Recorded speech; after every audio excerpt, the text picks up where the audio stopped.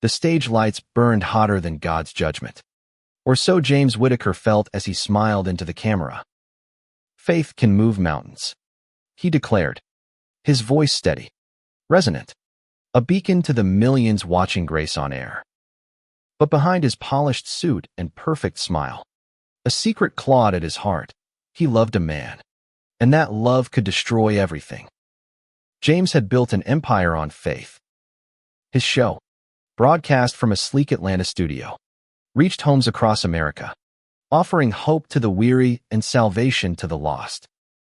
At 35, he was the golden boy of evangelical television, a pastor's son whose charm and conviction made him a household name. His mother, Evelyn, ran the Whittaker Foundation, a sprawling charity tied to the show, while his sister, Sarah, managed its finances. They were the perfect Christian family, or so the world believed. But tonight, as James wrapped the broadcast, his eyes lingered on Elliot, the sound engineer in the control booth. Elliot's quiet nod, his soft smile, sent a jolt through James's chest. They'd met 6 months ago, when Elliot joined the crew, his easy laugh and sharp wit unraveling James's carefully guarded walls. What began as late-night talks over coffee had become stolen kisses in empty parking lots, each one a rebellion against the life James had sworn to uphold. How could something so wrong feel so divine? Driving home to his Buckhead condo, James gripped the steering wheel, his mind a battlefield. What does faith mean if it denies who I am? He'd preached love, but the love he felt for Elliot was a sin in the eyes of his church, his family, his audience. The weight of it pressed harder each day, threatening to crack the facade he'd worn for years. His phone buzzed Evelyn. Dinner tomorrow. Her text read, "We need to talk about the gala." James sighed. His mother's pride in him was a noose, tightening with every expectation. The next evening, at the Whittaker family estate, Evelyn held court over a mahogany table. Sarah, prim and calculating, passed the mashed potatoes while their father, Reverend Thomas, sat silently, his eyes distant since his stroke last year. "James, the gala's our biggest fundraiser," Evelyn said, her voice sharp with purpose. "We're counting on your speech to inspire the donors." James nodded, his throat tight. He wanted to tell them about Elliot, to confess the truth burning inside him. But the words stayed locked away. What would they say if they knew? Later, alone in his old bedroom, James stared at a framed photo of his younger self, Bible in hand, standing beside his father. The boy in the picture believed in absolutes, right and wrong, heaven and hell. Now, those lines blurred. He texted Elliot, "Can we meet tonight?" The reply came instantly, always. At a quiet diner, Elliot's presence was a balm. "You're carrying too much," Elliot said, his hand brushing James's under the table. "What happens if you let it go?" James's heart raced. "Could I?" The gala loomed, a glittering event at the Atlanta Marriott. James stood on stage, his speech about faith and family flowing effortlessly, but his eyes kept finding Elliot in the crowd. Their secret felt like a ticking bomb. As applause thundered, a woman approached him, Lydia, a reporter from Faith Today. "James, rumors are swirling," she said, her smile sharp. "Care to comment on your personal life?" His stomach dropped. How much does she know? He deflected with a laugh, but the encounter left him shaken. Someone was watching. Backstage, Sarah cornered him. What was Lydia fishing for? She asked, her eyes narrow. James shrugged, but her suspicion lingered. Does she sense something? That night, he and Elliot met at a secluded park, the moonlight casting shadows on their faces. "I can't keep hiding," James whispered. "But if I come out, I'll lose everything." Elliot's hand found his. "Not everything," he said. "You'd have me." The words were a lifeline, But James couldn't shake the fear of what was coming. The next morning, James woke to a text from an unknown number, a grainy photo of him and Elliot kissing in the park. The message read, "Tell the truth, or I will." His blood ran cold. Who had seen them? Who would betray him like this? He stared at the photo, his world teetering on the edge. What do I do now? James's hands trembled as he stared at the photo on his phone. The image was blurry, but unmistakable as lips on Elliot's, their silhouettes framed by moonlight. Who sent this?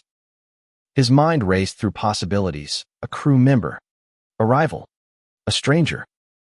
He wanted to call Elliot, to warn him, but fear rooted him to the spot.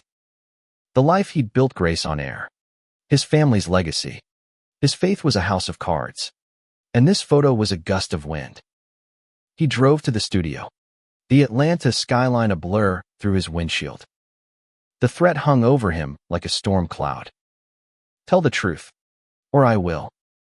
But the truth wasn't justice to tell. It would ripple through his family, his show, his fans. Could he sacrifice everything for love? Or was there a way to keep his secret buried? What would it cost to stay silent? In the studio, the crew bustled, oblivious to his turmoil. Elliot was at the soundboard, his focus on the equipment a stark contrast to James's chaos. Their eyes met, and James felt a pang of guilt. He doesn't know. During a break, James pulled him aside. "We need to talk," he whispered, leading Elliot to a storage room. There, he showed him the photo. Elliot's face paled. "Who did this?" he asked. James shook his head. "I don't know. But they want me to come out or they'll do it for me." Elliot's hand gripped his. "We can face this together," he said, but James saw the fear in his eyes. "What if I drag him down with me?" They agreed to keep their distance at work, to avoid suspicion, but the decision felt like a betrayal of their love. As James returned to the set, he noticed Sarah watching him, her expression unreadable. Could she be involved? The thought twisted in his gut, but he pushed it away. She was his sister, she wouldn't. That evening, James met with his mother at the Whitaker Foundation's office. Evelyn was all business, reviewing gala donations, but her eyes kept flicking to him. "You seem distracted," she said, her tone probing. James forced a smile. "Just tired." But her scrutiny unnerved him. Does she suspect something? He left the meeting with no answers, only more questions. At home, another text arrived, 48 hours. His heart pounded. Who's doing this? Desperate, James called an old friend, Mark, a private investigator who'd helped the foundation before. "I need you to trace a number," James said, his voice low. Mark agreed, but warned it could take time. Time James didn't have. That night, he and Elliot met at a dive bar outside the city. "I'm scared," James admitted, his voice breaking.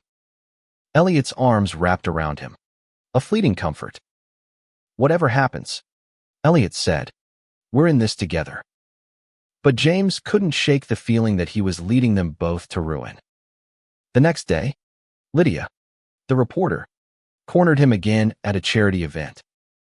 "People are talking, James," she said, her pen poised. "Anything you want to clear up?"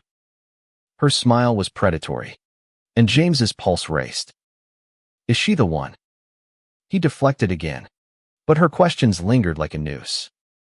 Back at the studio, he noticed a crew member, Tom, acting strangely, avoiding eye contact, lingering near the control booth. Could he have seen us? James's paranoia grew, but he had no proof. That night, James prayed for the first time in months, kneeling by his bed. "God, show me the way." But the heavens were silent, and his fear only deepened. He thought of his father, whose stroke had left him a shadow of the fire and brimstone preacher he'd once been. Would he understand? James doubted it. His family's faith was rigid, unforgiving. Coming out would mean losing the man, the show that defined his life. By morning, Mark called with news. The number was a burner phone. Untraceable. James's hope deflated. What now? He went to the studio, where Sarah was waiting. "We need to talk," she said, her voice cold. She led him to her office, closing the door. "I saw the photo," she said, her eyes hard. James froze. "How?" "Someone sent it to me," she continued. "They're threatening to go public unless you step down." His world tilted. Sarah knows. But was she the betrayer, just another pawn? James stared at Sarah, his sister's words echoing in his head. "They're threatening to go public." His mouth went dry. How did she get the photo? Was she protecting him? Or was this a warning? Her face, usually warm with sibling affection, was a mask of calculation. "Who sent it?" he asked, his voice barely above a whisper. Sarah crossed her arms. "Does it matter? You need to fix this, James, before it ruins us all."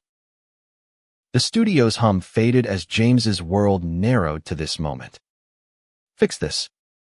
But how? Deny his love for Elliot? Step down from Grace on Air? Betray himself to save the family empire? Each option felt like a knife. He wanted to trust Sarah, but her tone sharp, almost accusatory, planted doubt.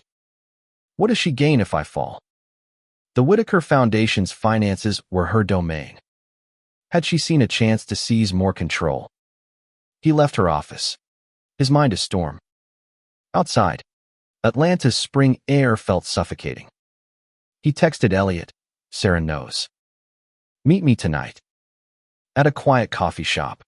Elliot's face was drawn, his usual warmth dimmed by worry. "What did she say?" he asked. James recounted the conversation, his voice shaking. "She's acting like it's my fault," he said. "Like I chose this to hurt them." Elliot's hand found his, steadying him. "You didn't choose to love me," he said. "But you can choose what to do next." That night, James couldn't sleep. He replayed Sarah's words, the anonymous threat, Lydia's probing questions. Who's behind this? He thought of Tom, the crew member who'd been acting strange. Could he be the blackmailer? Or was it someone closer, someone with access to his life? The next morning, he confronted Tom in the studio parking lot. "You know something?" James said, his voice low. Tom flinched, his eyes darting. "I don't know what you're talking about," he muttered, hurrying away. "He's hiding something." James's paranoia grew, but so did his resolve. He couldn't keep running.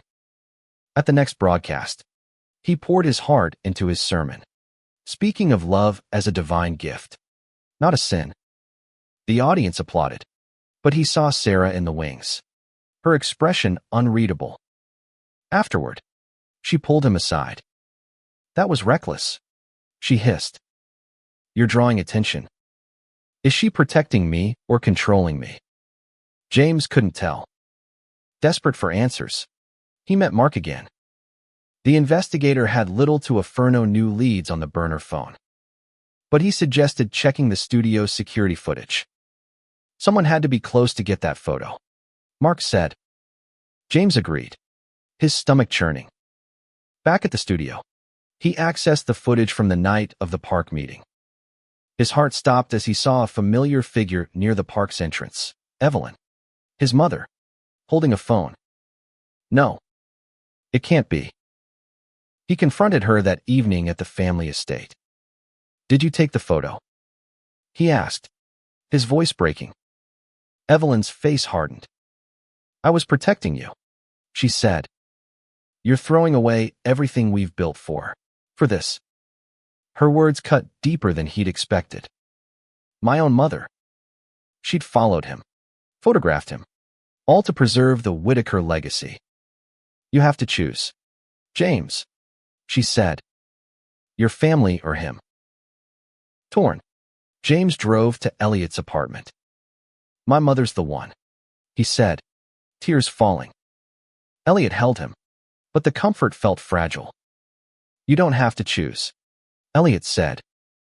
"You can be both yourself and theirs." But James wasn't sure. The clock was ticking less than 24 hours until the blackmailer's deadline. What do I do? Evelyn's betrayal burned in James's chest like a wound that wouldn't close. His mother, the woman who'd raised him to fear God, to lead with faith, had turned his love into a weapon. How could she? The deadline loomed, and James felt the walls of his life closing in. Should he confront the blackmailer's demand and come out publicly, or try to salvage his career and family by denying who he was? At the studio, the air felt charged, every glance from the crew a potential accusation. James avoided Elliot, not out of shame, but to protect him. If I fall, he shouldn't suffer. But the distance ached. During a break, he found a note slipped under his office door. "Tonight, 8 p.m. Studio roof. Come alone." His pulse raced. The blackmailer. Was it Evelyn, doubling down, or someone else pulling the strings? He told Elliot, who insisted on coming. "No," James said. "If it's a trap, I won't risk you." Elliot's eyes flashed with frustration. "This isn't just your fight," he said. "I love you, James. Let me stand with you." The words stirred something fierce in Jamisa, resolve he hadn't felt before. Maybe he's right. They agreed Elliot would stay nearby, hidden, just in case. At 8 p.m., James climbed to the studio roof, the Atlanta skyline glittering below. The air was cool, but his palms sweated. A figure emerged from the shadows, not Evelyn, but Lydia, the reporter. "You," James said, his voice hoarse. Lydia smirked. "You're a story, James. A big one. Come out on my show, or I publish the photo." Her ambition was palpable, a predator circling. "She's been playing me all along." James's mind raced. What do I say? Denying the truth would buy time. But at what cost? Lydia pressed closer. "You've got until midnight," she said, then vanished into the stairwell. James stood frozen, the city's hum mocking his silence. Elliot appeared, having overheard. "She's ruthless," he said. "But you're stronger." James wasn't sure. "Am I?" Back home, he called Sarah. "Lydia's the blackmailer," he said. Sarah's silence was heavy. "I'll handle it," she said finally. Handle it how? James didn't trust her, not after Evelyn's betrayal. He spent the night wrestling with his options: come out and lose everything, or stay silent and lose himself. By dawn, he made a choice. "I can't hide anymore." He invited Elliot to his condo, the morning light soft on their faces. "I'm going to tell the truth," James said. "On the show? Tomorrow." Elliot's eyes shone with pride, but also fear. "Are you sure?" he asked. James nodded. "It's the only way I can live with myself." They held each other, the weight of the decision settling between them. What will the world say? The studio felt like a battlefield as James prepared for the broadcast. His decision to come out on Grace on air was a grenade, and he was about to pull the pin. Will they hate me? The thought gnawed at him, but the alternative, living a lie, was unbearable. He glanced at Elliot in the control booth, his quiet strength a lifeline. "I'm doing this for us." Sarah arrived, her face pale. "You can't do this," she said, her voice low. "The foundation will collapse. Donors will pull out." James met her gaze. "I'm not a prop for your empire," he said. Her eyes widened, but she said nothing. Is she with me or against me? Evelyn was absent, her absence louder than words. "She knows what's coming," As the show began, James's heart pounded. The cameras rolled, and he spoke directly to the audience. "Today, I need to share something personal," he said, his voice steady despite the tremor in his hands. "I've preached love, but I've hidden my own. I'm gay, and I'm in love with a man." The studio was silent, the crew frozen. He continued, his words raw, honest, about his struggle, his faith, his love for Elliot. "This is me." The broadcast ended, and chaos erupted. Social media exploded. Some praised his courage. Others condemned him as a traitor to faith. By evening, sponsors were pulling funding, and the Whitaker Foundation's board called an emergency meeting. Evelyn finally appeared, her face a mask of fury. "You've destroyed us," she said. James stood tall. "I've saved myself," he replied. But her words stung. Is she right? Elliot was waiting at James's condo. "You were incredible," he said, pulling James into a hug. But the victory felt hollow. Calls flooded in angry viewers, supportive strangers, and silence from Sarah. Where does she stand? That night, James learned the board was considering his removal. "Everything I built, gone." But Elliot's hand in his was a reminder, not everything. The fallout was swift and brutal. By morning, Grace on Air was suspended, and James's face was plastered across headlines. TV pastor's shocking confession. Hate mail poured in, but so did messages of support from people who'd felt silenced by their own truths. I'm not alone. But the loss of his show, his platform, cut deep. What am I without it? Evelyn called a family meeting at the estate. Sarah was there, her silence deafening. Evelyn didn't hold back. "You shamed us," she said. "Your father would be disgusted." James flinched, but stood his ground. "Dad taught me to be honest," he said. "This is my truth." Evelyn's eyes narrowed. "Then you're no son of mine." The words were a blade, severing years of love. "How did we get here?" Sarah finally spoke. "I tried to protect you," she said, her voice breaking. "I told Lydia to back off, but she wouldn't listen." James's jaw tightened. Was she really trying? He left the estate, his family fractured. Elliot was his anchor, but even he couldn't erase the pain. "You're enough," Elliot said, but James wasn't sure. Who am I now? He moved in with Elliot, leaving his condo to escape the media frenzy. They built a quiet life, but the world wasn't done with James.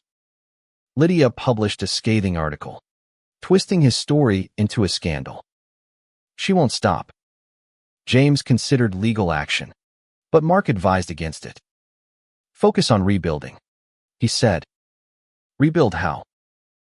Months passed, and James found purpose in small acts, volunteering at an LGBTQ+ shelter, speaking at local support groups.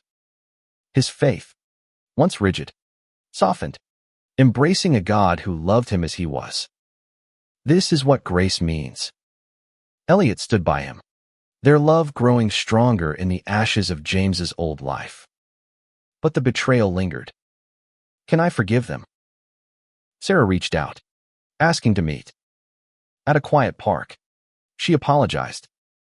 "I was scared," she said. "I thought I was protecting the family." James saw her vulnerability, but trust was broken. "I needed you," he said. She nodded, tears falling. "I'll earn it back," she promised.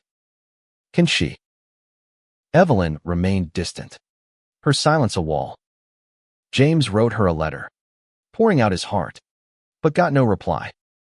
Maybe some wounds don't heal. Yet he felt lighter, unburdened by secrets. He and Elliot planned a future simple, honest, theirs. Is this enough? A year later, James stood before a small crowd at a community center, sharing his story. Grace on Air was gone, But he'd found a new voice, one that uplifted others. This is my calling. Elliot sat in the front row, his smile a beacon. They'd faced hate, loss, and betrayal, but their love endured. We're enough. Sarah attended, a tentative step toward reconciliation. I'm proud of you, she said afterward. James nodded, cautious but hopeful. Maybe we can rebuild. Evelyn sent a card, her first gesture in months. I'm trying to understand. It wasn't forgiveness, but it was a start. Can I let go of the pain? As James and Elliot walked home, hand in hand, Atlanta's skyline glowed. The city hadn't changed, but James had. He'd lost everything: fame, family, certainty, but gained something greater: himself. Love is worth the fight. And in that truth, he found peace.